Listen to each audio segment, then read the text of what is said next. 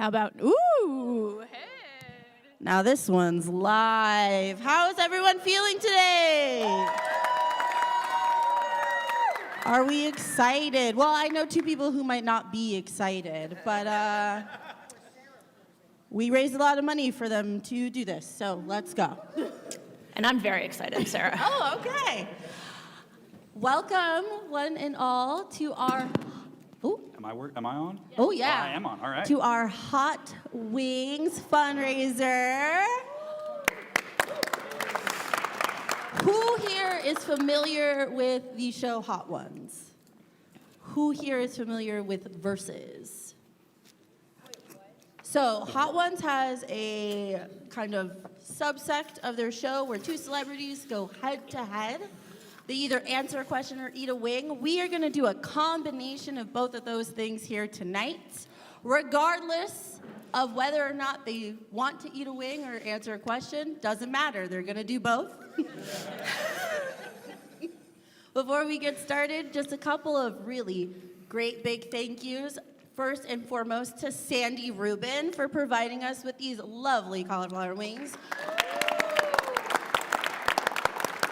To Karma Sauces for sponsoring. Let's go for Sandy. There's hot chocolate. Oh, there is hot chocolate. For anyone who wants them, they are free. Please feel free to eat them. For our sponsor and our sauces tonight, we can thank Karma Sauces, local here to Rochester.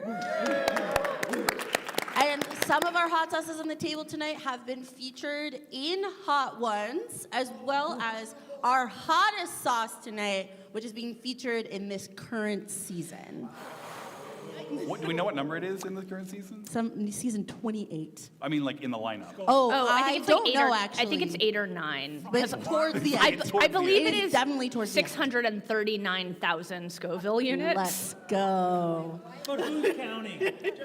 I do have a couple of facts and figures about our hot sauces here when we get to them. So are we ready to get started? No. Certainly We'll not. be honest. I am going to ask my friend here to come on up. He's got a coin for us to flip. Ooh, who's gonna go first? Okay, let's see. Reverend AJ, heads or tails? Heads. All right, so your tails. All right, that's fine. Will you flip our coin, please? Always pick heads.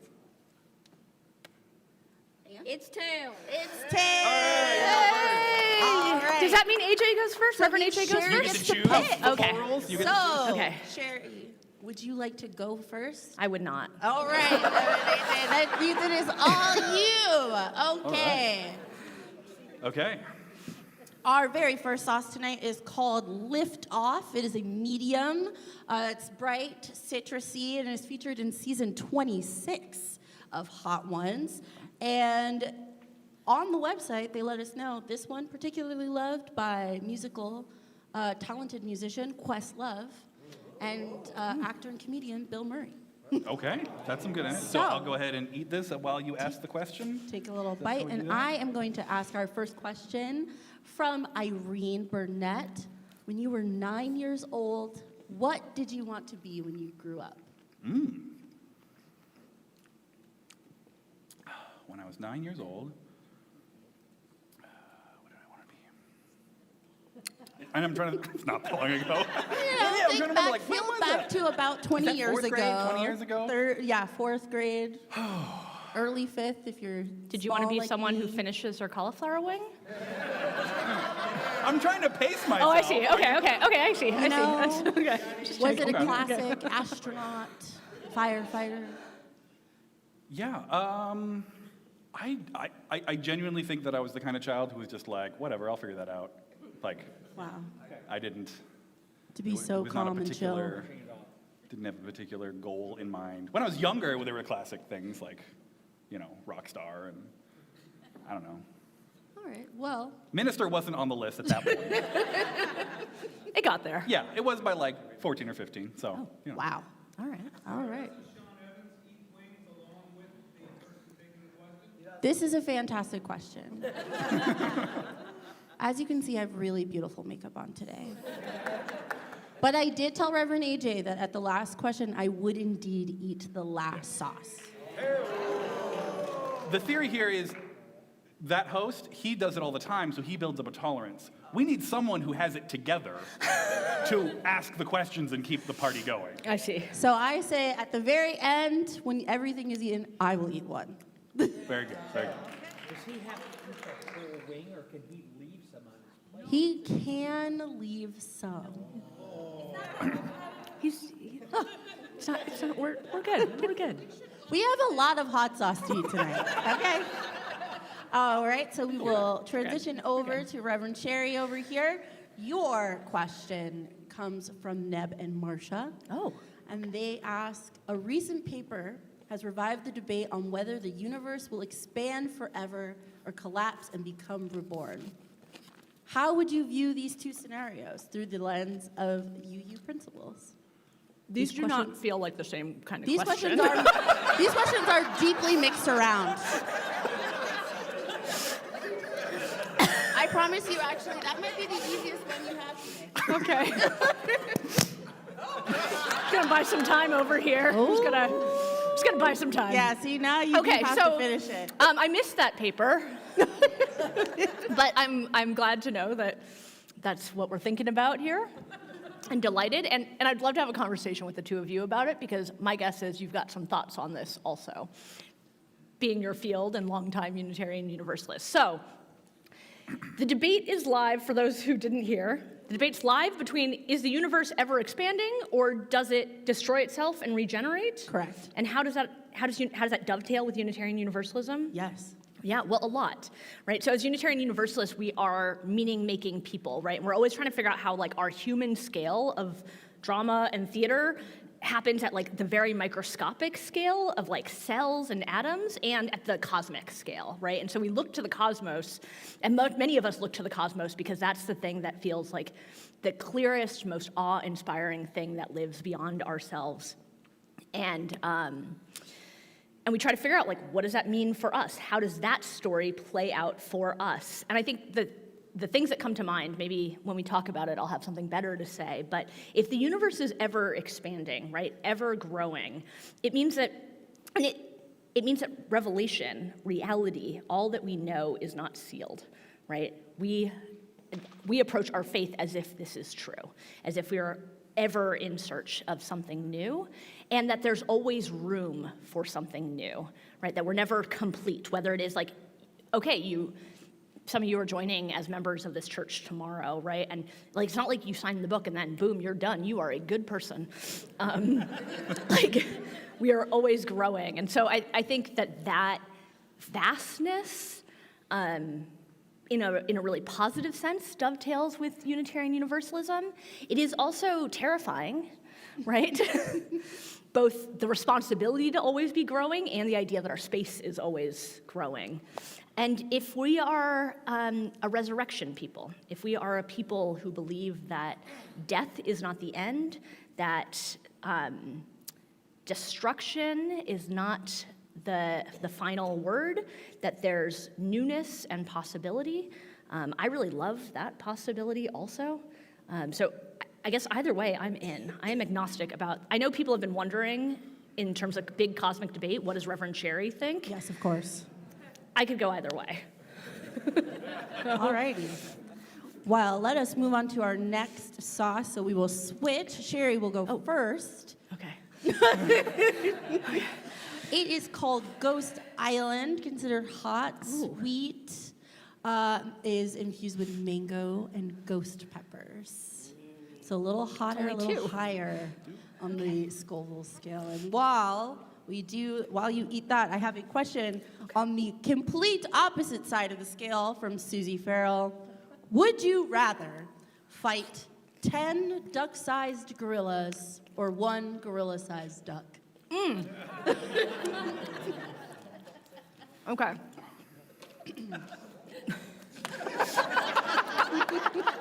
That is also a very different question. I see what you did there. All I right. told you they are deeply mixed today. Okay, can I tell a little story? Oh, please do. So I would 100% fight 10 duck-sized gorillas. Correct. Right, yeah, because I want to survive. Yep. And also, I would not fight a gorilla-sized gorilla. They are, in fact, very deep. I know that wasn't the question, but I want to brag a little bit and say I did have the opportunity to go visit gorillas out in the wild in Rwanda, and it was truly one of the most awe-inspiring moments of my life. I mean, I have never been so quiet and so just amazed. And I've also encountered ducks, and I've never been so disgusted and terrified. Yeah. When I was 3, I was at a softball game, not playing, though I am very athletic.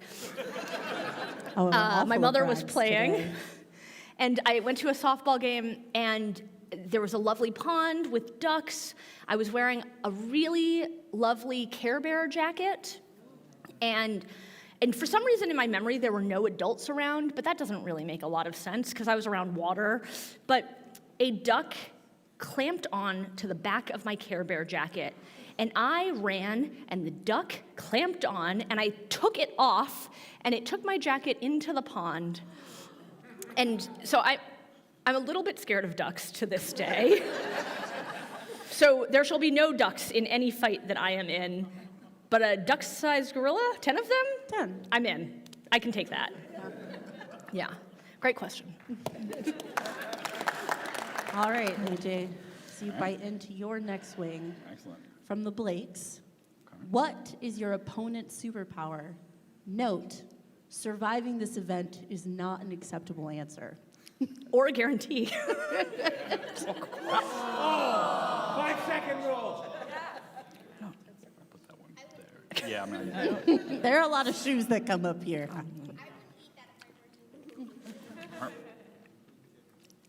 I am messier than I intended to be. Oh. What do we have? I came prepared. Clutch. Thank you. Repeat the question, please. What is your opponent's, Opponent's superpower?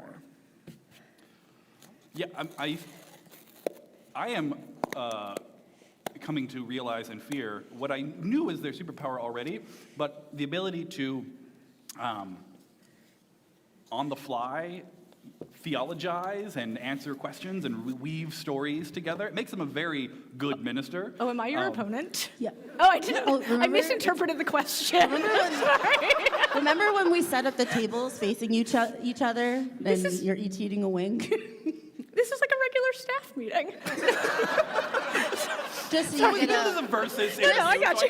so you get Do you a want to look know who into my what a opponent is just Wednesday in the like. course of my life? Oh, yes. I Who's your- I don't have an who's your opponent. greatest Who's my nemesis? greatest nemesis? No. So I can answer that one. But yeah, this ability to weave together their own stories and the stories of others in the community, and to do that like with almost no preparation, or in fact no preparation.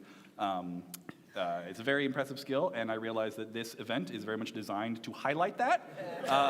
So that on that, there are many things that make a minister good, and I believe I'm good at some of them, and all of that. You are. But I think we're going to see my opponent shine in ways that I might not, but that's all right. Great answer. You just nailed that, AJ. That was a 10 out of 10 answer. I feel as though. Thank you, Reverend AJ. All right, let's move on to sauce number 3. Can I interrupt? Yes. Buy myself some time. Smart. Reverend Cherry, you're wearing something that is not normally what you wear on this chancel. Truly. It's yes. true. What's up with that? It wasn't just for this event. Somebody thought maybe I was trying to intimidate you. No, I came directly from this event, and I look around this room, and I know I'm not the only one, but I came from a protest, from a rally, because one of our community members, someone who's close to this congregation, who has been here a lot, named Omar, was detained by ICE, and so there were hundreds of Rochesterians there, and I came from that to this, and so, yeah. So when we talk about like opponents, I feel that very deeply right now in a socio-political sense, but Yeah. yeah, share thanks. those opponents. Thank you. So, No. Okay. so the question for me? There's a the question third, for you well, the as third you sauce, Eat the third which sauce. I'll eat it this time while you're Called asking the question. cherry bomb. bomb. Also hot, Classic. with notes of tart cherry, espresso, and rich habaneros. Sounds delicious. And now you get your deeply existential question Okay. from Lynn Kingsman. How do you know that our inner voice is truly divine and not ego, fear, or illusion?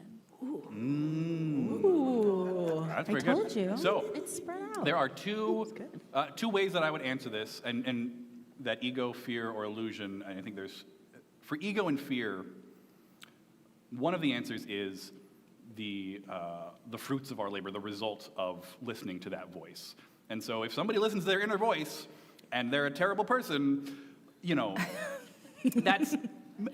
We're going to say, maybe you should dig deeper and try to find a deeper inner voice that's more in line with the oversoul of the universe, as Emerson might put it. So there's that question of the results, which is both, you know, as much as yourself can account for and observe the results of your action, but also what other people tell you, right? This is why we need community. This is why we need other people to help us reflect on our choices, our actions, and how they are operating. The other question that I find a little more interesting, or at least easier to answer, I should say, is the illusion question. How do we know that listening to our inner voice isn't? And I think actually an important part of the answer here is that we don't. One of the arguments that I remember getting into with a traditional, this was in campus ministry, not actually campus ministry, this was in college, at the Socrates Cafe debate club. And so it was a friendly debate, but I was getting into it with a friend from the conservative Christian campus ministry. And he was saying that, like, well, and this is a classic argument, which is like, well, the reason that you don't trust your own self, you trust what's in the book of God that we've been received, or you trust what tradition has told you, has come down in the church and the teachings there. And I said, yeah, that's all great and good, but when did you decide to listen to the Bible, or whose interpretation, or which church, right? So for me, at the end of the day, I actually don't think we can rely on anything other than our inner voice. And to a certain extent, we may be fooling ourselves if we think that we aren't. That we always have to, at the very least, we're fooling ourselves or we're fooling other people if we try to say, oh, well, I'm a fallen human, I make mistakes, I don't trust my own judgment, so I'm going to trust this other source of truth. The minute you say, I'm going to trust this other source, you have made a determination and a decision there. And obviously, there are more factors. People are born into traditions and religions and families, and there are more complicated reasons as to why somebody might, at a certain point in their life, be part of a tradition. But certainly for people who are being very rigorous and thoughtful and intentional and have the opportunity and the privilege to be so, that argument of, well, we can't trust our own inner voice because humans make mistakes, or maybe, as Descartes supposed, possibly that there's some demon fooling us all. It's like, well, maybe, but the only way out of that is to trust your own judgment and assessment at some point. So I think that's part of why I lean into that so much, and I think that's so important to develop and cultivate listening to our own inner voice, is because that's actually all we have, and so we better be good at listening to it. Great answer. Great answer. It sounds like maybe both of our opponents are very good at Yeah. talking about things and weaving stories together. But hey, that's just me. Rev Sherry. Oh. This is a question from Antisse. And I think many people might actually would love to hear the answer to this. What exactly did you do on sabbatical? Give us the highlights, the lowlights, where you went, who you spoke to. Yeah, we were planning to have a fundraiser where I gave a PowerPoint on this, and we didn't do that, but you'll get the spoken version now, I suppose. Well, that one's very tasty. Oh, good. Cherry bomb? Cherry bomb. The espresso really comes through in a surprising way. What's that? Got some hang time? Well, I do My- see our faces are starting to redden.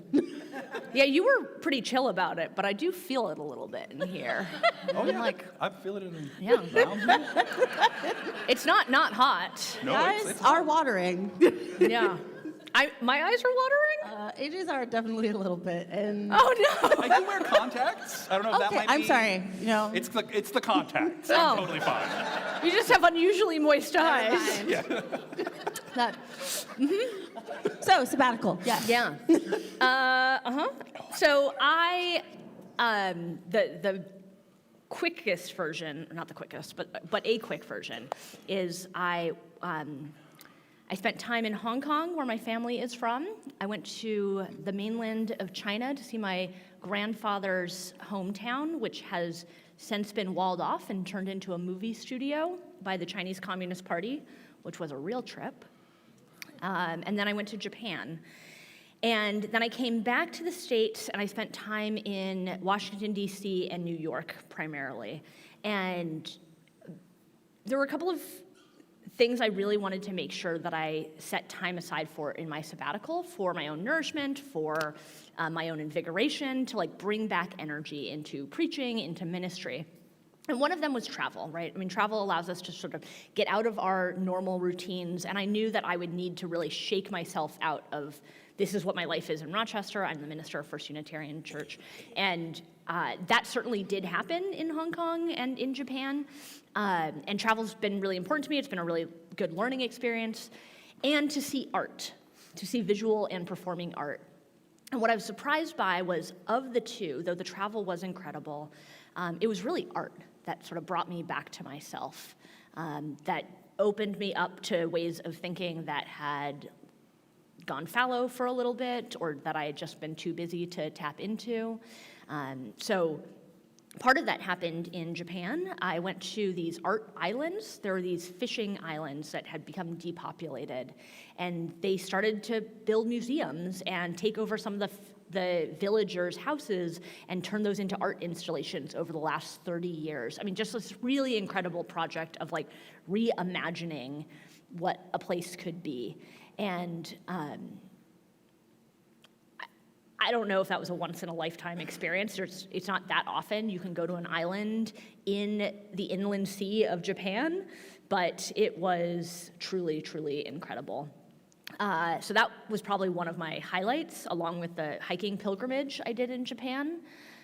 And then lowlights, I really love New York City. I really love New York State, and I spent quite a bit of time in New York City. I stayed at 3 different ministers' apartments in New York. And I had this moment in the West Village, which, like, I went to college in New York, so I was a dumb 18-year-old then, I guess, and then lived there for a really long time. And I found myself in the West Village, surrounded by like college freshmen, people who had like just arrived in New York, all like trying to figure out how they can get into things that they're not old enough for. And somebody asked me if I wanted to go to a comedy show, and I was on sabbatical, the world was my oyster, I was open to everything, and I was like, yeah, I'd love to go to a comedy show, that sounds great. And then like, end up like following him, I'm with a friend and another minister, following him like 5 blocks around a corner, like just like this weird labyrinthine, like 3 blocks in, I was like, oh, I'm getting scammed, but I sort of didn't care, I let myself go with it, until we get sat down, and it's like, we pay like $20 or $30 to get in, and then there's a minimum also. But the second we get in, we realize it's gonna be truly terrible. Like, we are the, I think, 3rd and 4th people in the audience. The first 4 jokes are either racist or homophobic. And, right, I know, I was like, this is New York, what's going on? And my friend and I look at each other and go, let's get out of here. And so we get up, we hadn't ordered anything, we walk out, and the promoter's like, wait, you all have to pay for your 2-drink minimum. But I'm like, no, I'm a grown adult. I don't have to do anything I don't want to. Which is exactly what Chris Farnham, a member of this congregation, said to me as I was coming into this event today, and she was really worried about what we were doing, and she took me and said, Sherry, you don't have to do anything you don't want to do. We're Unitarian Universalists. Exactly. That's exactly right. And I thought, I don't have to be here. I'm just gonna leave. But then he starts chasing us, and something inside you goes nuts when someone starts chasing you. And so I start running, as does this other minister, and they're like, we run through a big group of like 18-year-olds, and I say, hey, let us through, let us through. Those guys are chasing us. But because I thought they'd be on our side, they were not, because the 18-year-olds were like, they went that way. And that's how you know they're not from New York.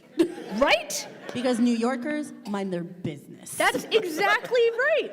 And so then the guys like are continuing to chase us, and again it occurs to me, I'm an adult. And I stop and I turn around and they look at us and they're like, oh God, these people are old. And they say, you're fine, and they walk away. That was probably my most humbling moment of my sabbatical. That was, if not the low light, a humbling experience. Yeah. How are we feeling after 3 sauces, my friends? Well, after 3 sauces and then an opportunity to listen to 2 questions in a row, the heat is coming down, so I'm actually feeling, I was a little worried with those 3 building up, but I feel like I've had a little respite, so I feel great for All right, sauce number 4. then let's go. I'm Let's hoping hit you will too. sauce number 4. By the time we get Cosmic Disco. Cosmic Disco listed very hot and umami kind of heat made with savory soy chilies. And it was featured on season 19 of Hot Ones. So, Sherry, it is your turn again. You will have Cosmic Disco. Oh, Wait, isn't that right? Yeah. no, I think you're all right. Unfortunately, it is. Yeah. And while you are eating that wing, you can contemplate this fabulous question from Thomas Anderson. If your congregation were a mythical creature, which one would it be? And what does that say about our spiritual community's needs? Okay. Oh, this one's so hot. Oh, that's a real jump. So, First Unitarian, are we a unicorn, maybe a dryad, a dragon? You don't have to do anything you don't want You to do. don't have to keep eating it, but your commitment I'm an adult. I don't have to do is it. fabulous. Oh, God. Maybe a golem based off of the church. Well, it feels like a golem right now. That one's so hot. You may want to take a scoop of that peanut butter, my friend.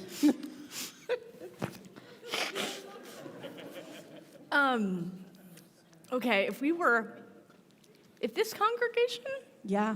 if the First Unitarian Church of Rochester were a mythical creature, Yes. Is it not already? what's that? Is it does- not already? It does feel quite It is mythical already a mythical creature. based off Yeah. of the things I find in the closets. Yeah. alone. Yeah. It doesn't, not eating it doesn't help. It's the having eaten it. It's the having eaten it that's, yeah. So I want to go with like a griffin, right? So Rochester as the young lion of the West, that's sort of an old school nickname for us. Half griffin, so half lion, but with wings, right? Sick. Flying, powerful, a little bit quiet, right? A griffin's not, like, it's not flashy like a unicorn, but obviously majestic. Been here a long time. There's a Chinese version of a griffin that's called like I think it's called like a bixie or something. Okay. That's also a winged lion, but often it has like a little bit of turtle in it. And why that's important is that it lifts really heavy things. So like mostly stone and concrete is what the bixie is usually depicted as. It's like picking up something heavy, which feels like our sanctuary right now. So, yeah, I'm going to go with a griffin. What does that say about our congregation's spiritual needs? Well, I think a griffin immediately evokes a sense of like strength and power, but like, you know that kitty cat's got a soft belly, right? Like, I think we have, we can have like a stoicism and a strength here that hides deep human vulnerabilities that all of us hold, right? Wanting to play with a ball of yarn or going through a hard time, you know, whatever. And I think, you know, if if a griffin never flies, if a griffin always stays on the ground, it is not truly who it is, right?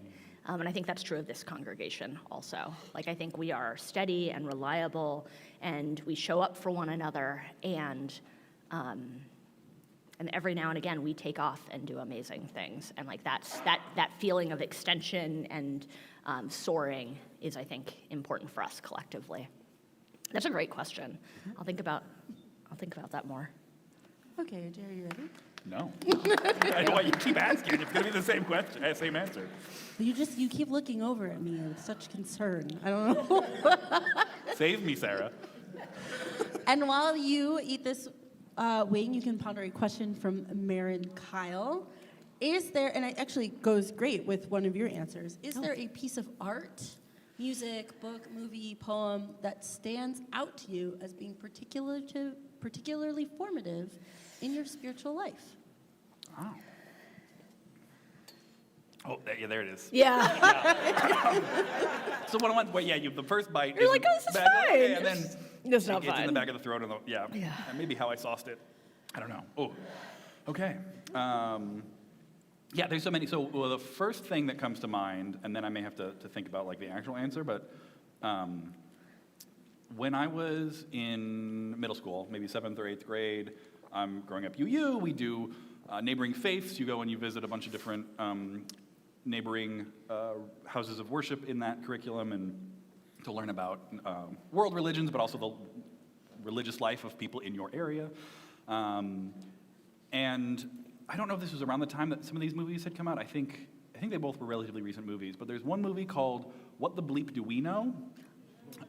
Which is all about existentialism, and I don't think it's like a narrative exactly, but it sort of documentary, sort of coast things. And then I Heart Huckabees, which is a very existentialist film. So I watched those two. My family likes to do film festivals where we watch similar themes of movies in a row. So we watched those two movies back to back, and also, I had some kind of spiritual epiphany at I think I had the spiritual epiphany going to a pagan service for around Samhain, I think it was, in part of the neighboring faiths, and was like, oh, I had this experience, and I felt sort of like I had this powerful feeling of, oh, this is how I might understand myself and my identity and relationships with friends. And then I watched What the Bleep Do We Know?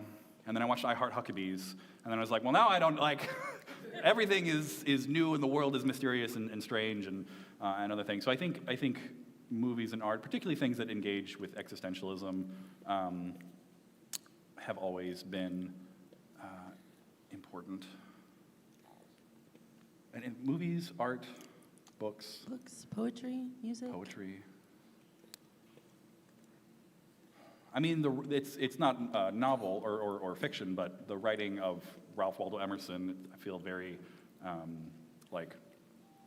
for a sort of a obvious answer for a Unitarian Universalist minister, but the piece of it is, sort of pursuant to that experience in middle school, being raised Unitarian Universalist, I wasn't also raised with a particular, so here's a particular spiritual practice or religious language. So, for instance, I contrast this with my wife, Ada, who was raised fully UU pagan. So she was raised UU, and she was raised pagan, doing those rituals for the quarter and cross-quarter Sabbaths, and had that religious language and that religious practice and that religious community as an important part of her upbringing from before she could remember.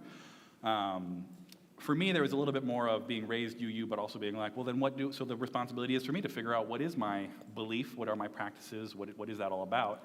And that was something that I continued to explore through middle school and high school and college, and it really was, I think, the language that I have most felt at home with is Emersonian language of the oversoul, and the idea that the deepest, most real part of myself, that innermost voice that we were talking about before, that is identical with the innermost, the most real, the deepest part of the universe, and the deepest, innermost part of every other person. And so there's a way in which my individualism as my identity, that's an important part of how I'm living and how I'm experiencing, but there's another way of thinking about it where I can say I, and there's a little bit of hubris in this, and it's not that version of it, but a little bit of like, when I say I, that's the universe saying I, right? It's the idea that like, we are, each of us, part of the universe becoming awake to observe itself.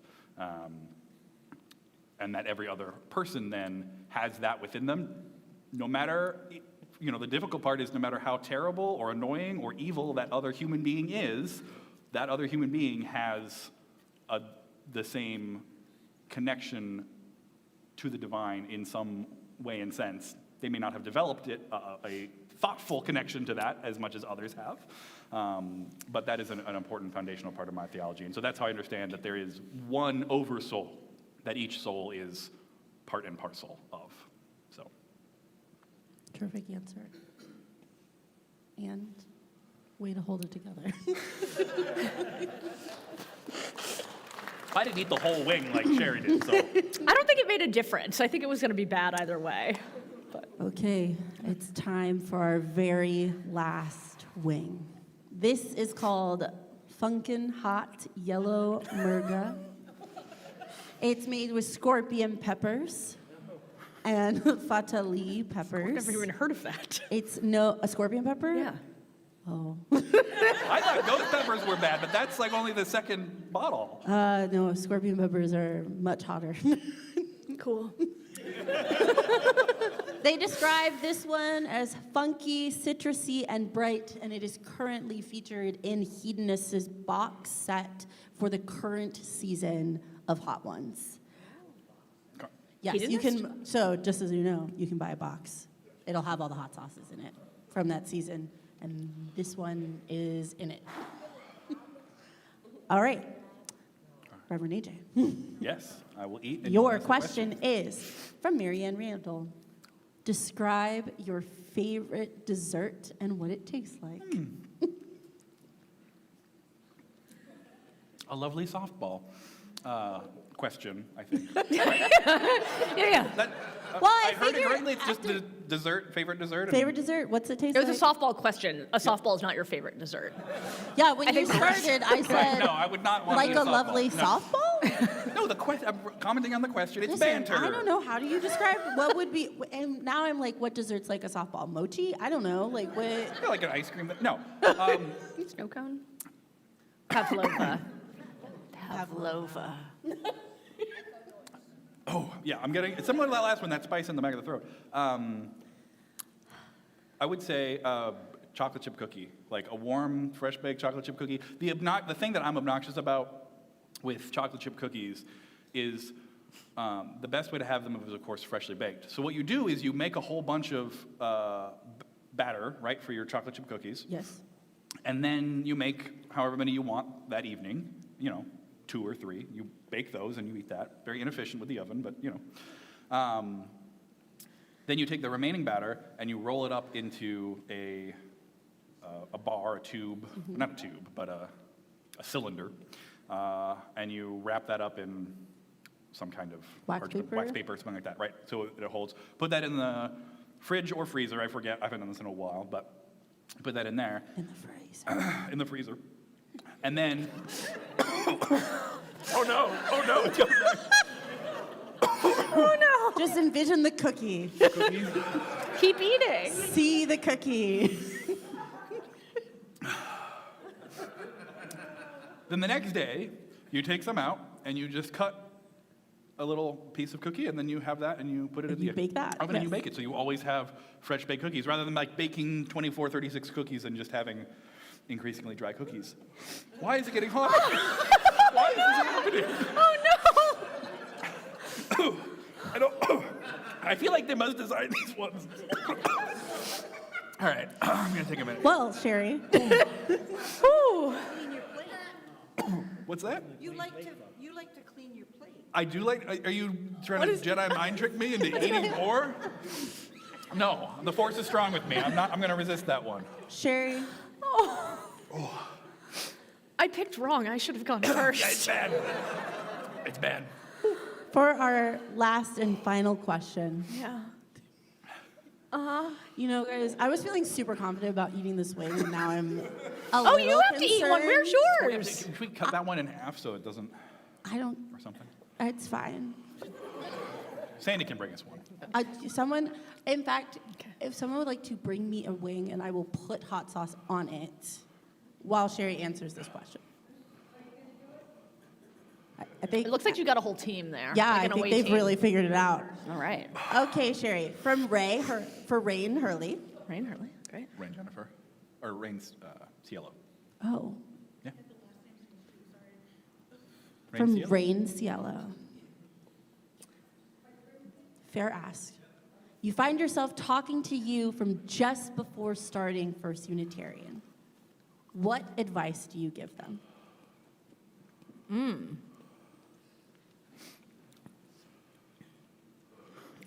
Now, you don't have to do the whole thing. Don't, please. You are an adult, and not you gonna have make me your eat own. anymore. I've eaten my piece. I'm definitely going to eat the whole thing, but but Sarah, do it won't now, you? 'cause there's Sarah, no won't you going back. join me? Oh, yeah. Number 5. Here we go. Okay. Who knows? It doesn't say on there. I- Do you want to look it up? So I asked the karma sauce guy, and he said that about the Scovilles of each of them, and he actually said that apparently, I don't have anything more interesting to say about this, but that apparently the scientific accuracy of the Scoville score is sort of called into question. And Right. the amount that has been used as a factor is sort of overblown, so we don't have the Scoville meter thing and all that. But it should say how many, I think it's, a scale of 1 to 5. Hot peppers is. Oh, this one's a 5. That's, yeah, it's a 5. It's the Yeah. top. I thought when I asked him for 5 sauces, I thought it was going to be like, so 1 to 5 on the 1 to 10 scale. But I think he just abridged it. I think that one was not as hot as the second to last one, but I love can that. That's feel because- that it's coming. If what happened to me happens to you, it's going to happen. So tell us the answer. I don't remember the question. Oh, what advice would I give myself right Yeah. before starting here at First Unitarian? 6-ish years Seven, ago. yeah, 7 years ago. ago. Okay. There's going to be a global pandemic. Get ready. Imperative. Buy some cameras and masks. I think I would tell myself to be both.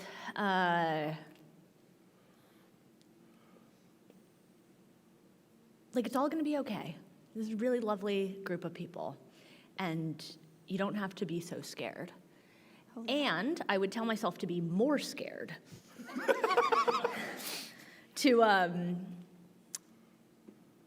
And some of that has to do with COVID, but it's not actually about being afraid of COVID, but just to I think I was really wrapped up in sort of how I would do, as opposed to what we would do together, right? That my fear was too small, and my dreams were too small. They were too self-focused, right? And if I think we've done okay together. I don't mean to suggest we haven't, but I wish in 2019, before I started here, I had a real sense of anything is possible with these people. Let's go find out. So be less afraid and be more afraid. Yeah. How do you think you would have responded to that advice? Yeah, that's a great question. Yeah. I mean, Probably. knowing yourself, would that be like, sure, I know what you mean? Would you have Or mentioned that? Yeah, at I some think point? I think I would have. I think I would have took that into account. And the thing about knowing, hearing words is it doesn't change your feelings necessarily. I mean, this is basically the job security of a preacher is I can tell you all things, and you're not necessarily going to do them all, so I can come back the next week and do them again, right? So I think I think had I heard that, I would have shifted some things, but even what you know intellectually, you can't really know until you do it or feel it and change it. And so, in lots of ways, that's why the sabbatical was such a gift. It really felt a little bit like I was coming back from an interim period where you all had changed, I had changed, and the truth of the matter is that we had in fact changed together, but because I was so in it, I couldn't see it. And so leaving for a bit and then coming back, it was just a really incredible opportunity to see all the ways in which we were different together in 2025 than we were in 2019. So, yeah, I don't know how I would have done. Probably I would have been much less gracious than I'm pretending like I would be. Now, do you think you would Yeah. have warned them that 6 years later we would be asking you to eat hot sauce covered wings? No, this requires no warning. This is a delight. Yeah. Did you eat your wing? Oh, yeah. How'd you do? You're It's doing fine. great.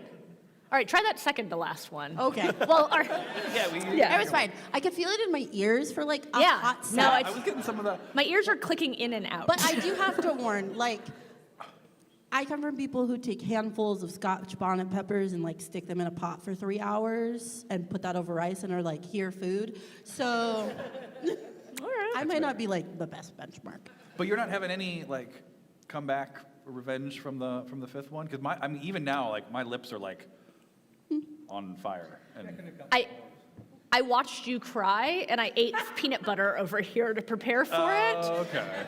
which I instantly knew was a mistake because it was sealing in the fourth sauce into my tongue. Yeah. But I think that killed everything. Okay. And 'Cause so it yeah. was a protective factor moving That's forward. fair. Well, because I did the 4 and 5 in quick succession, so that may have been part of my issues. Right. So that's the thing. But Yeah. I'd probably go back to one of the 2 or 3s. but- Super delicious. Thank Very you, delicious. Reverend AJ, for this fabulous idea. I don't think it requires any warning. And Stole thank from the you internet. to all of the donors, all of the people who submitted questions, and all of you tonight. Yeah, thanks for coming out. Oh, yeah, no, that one is worse. Yeah. Right, we should wash our Don't hands. touch your eyes or face. other parts of your body. Yeah. Okay. Yes, Great. Sandy. Yeah, and we'll bring these samples by there. They belong to the church. And hot chocolate. All right, so So, hot chocolate, all sorts of good plant-based stuff. wings that are both cauliflower and I think seitan or some other. Okay. And the question that I gave all of you to answer to each other before we got started, which is, what's one Yes. thing you don't normally share with people because it feels like bragging? Please go brag to someone else, especially me. I'd love to know what your thing is. Thank you, everybody, for joining us. Thank you to our ministers for participating. Ooh, that second one is hot. Yeah. Thank you, everybody. Enjoy some wings, enjoy the hot chocolate, and have a great night. Yeah, I think it's this one, AJ.